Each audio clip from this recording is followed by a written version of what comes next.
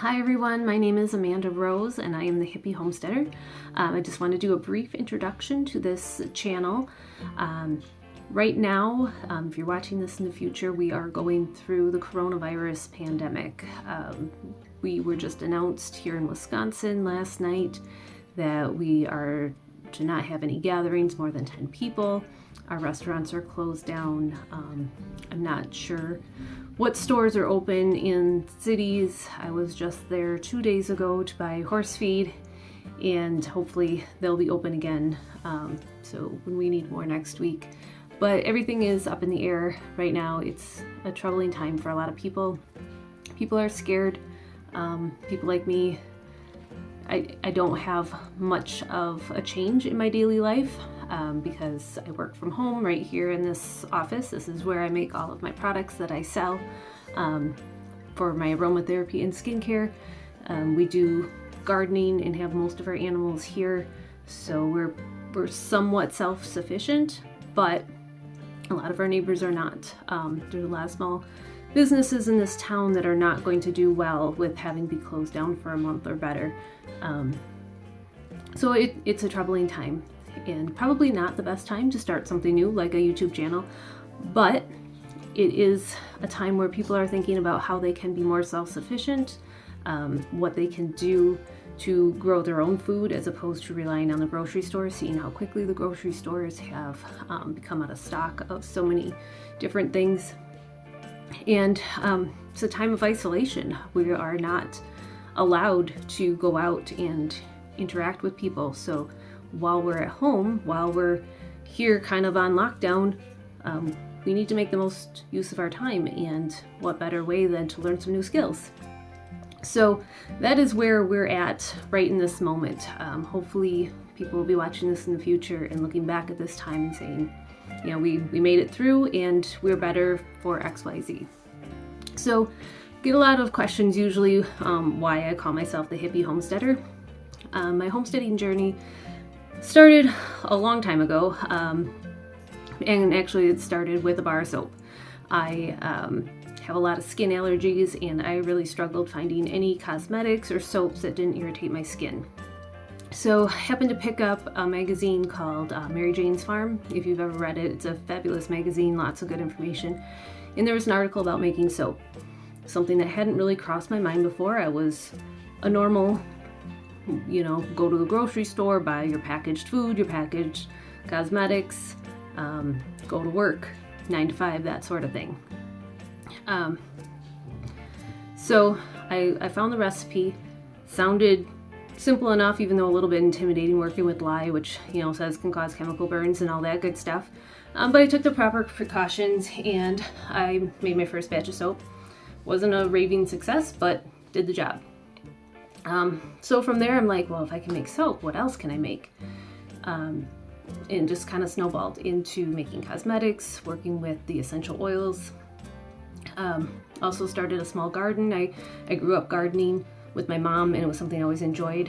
And I started very small, started in pots, with varying success, lost a lot of plants. Eventually moved into a little bit bigger garden space, and then eventually moved into a new home with a much bigger lot. So I actually started in the city. I was blessed to have a very nice, kind of untouched lot that I tore up all the sod and made into a garden. Just this last year, I moved in with my fiance into this home. This is the home that he grew up in. We have about, I believe it's 12 to 15 acres here, though most of that is kind of dedicated to our horses. We have a big hay field, but we have a 2 to 3 acre yard space that we are slowly converting into garden beds that we are bringing along. We did raised beds because our garden got flooded out several times, and it just wasn't feasible. So we're working on the landscape to mitigate the flooding, adding new garden beds as we go. And I also still have the property in town.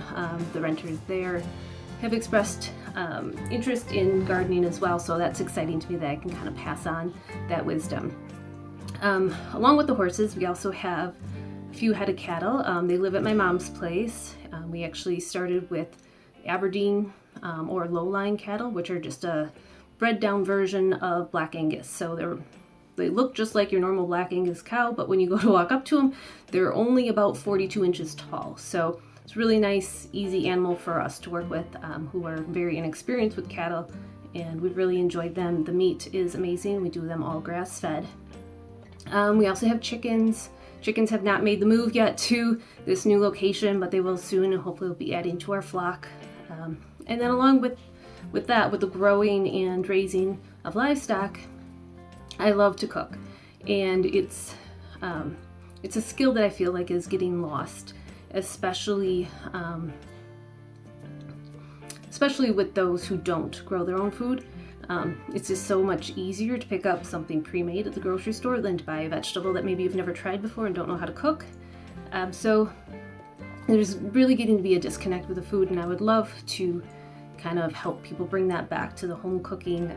Making bread is something that is so extremely easy, and you can use 3, 4, 5 ingredients at the most and make a beautiful artisan loaf of bread. You go to the grocery store and you're going to be looking at 20 to 50 ingredients in a loaf of bread, and we don't need to be putting all those extra chemicals into our bodies. And I'm all about eating whole, natural, as close to nature as possible.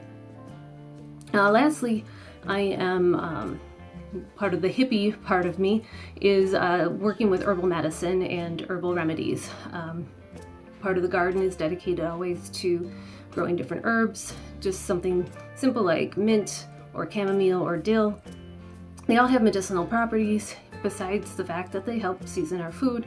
A lot of them are perennial or will self-seed, so it's something that you can start once and kind of just forget about and just go pick whenever you want.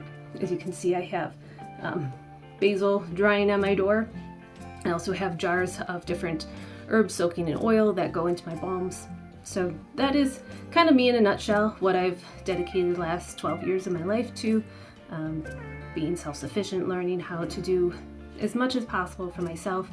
And I feel like now is the time where I need to give back, and I could share what I've learned and experienced along the way. So I hope you'll give me a follow and kind of join me on this journey of what we're doing here.